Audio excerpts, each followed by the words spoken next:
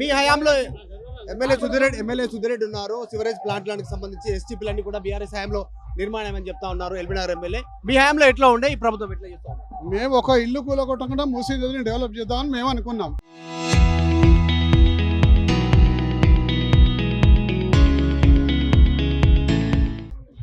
ఇక్కడ కాంగ్రెస్ ప్రభుత్వం ఏంటంటే మొత్తం ఇండ్లు కూలగొట్టి డెవలప్ చేద్దాం అనుకుంటున్నాం.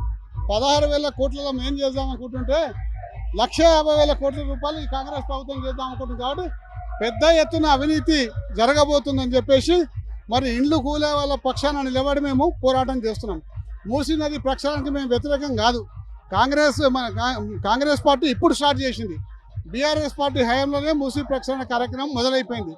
కానీ మేము ఇల్లు కూడా కొట్టకుండా చేద్దాం అనుకున్నాం. కానీ భిన్నంగా ముఖ్యమంత్రి ఆలోచిస్తుండు. ఆ యొక్క ప్రవర్తనను మేము వ్యతిరేకిస్తాం. కేటీఆర్ ఛాలెంజ్ చేస్తా ఉన్నారు. 16,000 కోట్ల కంప్లీట్ అయితే సుధిరెడ్డికి అప్పైపోయింది.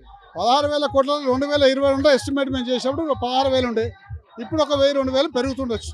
చేస్తాం, తప్పనిసరిగా చేస్తాం. వినే పరిస్థితిలో ఉందా ప్రభుత్వం? ఎందుకంటే 1,50,000 కోట్లు అంటున్నారు.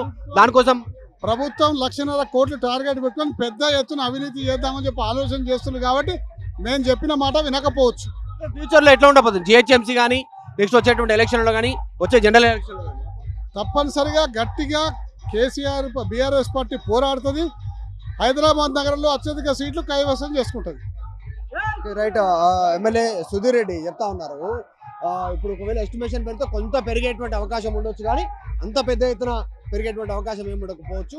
మేము ఒక ఇల్లు కూల్చకుండా, ఒక చిన్న ఇటుక కదలకుండా మేము కార్యక్రమాలు తీసుకున్నాం, డెవలప్మెంట్ చేసి చూపిస్తాం. వచ్చేటువంటి జిహెచ్ఎంసీ వచ్చేటువంటి ఎన్నికలు కూడా పెద్ద ఎత్తున ప్రజల పక్షాన ఉంటాం, పేదల పక్షాన స్టేట్మెంట్ సుధీర్ రెడ్డి చేస్తా ఉన్నారు. వీడియో జర్నలిస్ట్ జాఫర్తో Madhu Malkedkar, Hyderabad. Local to global news at your finger tips.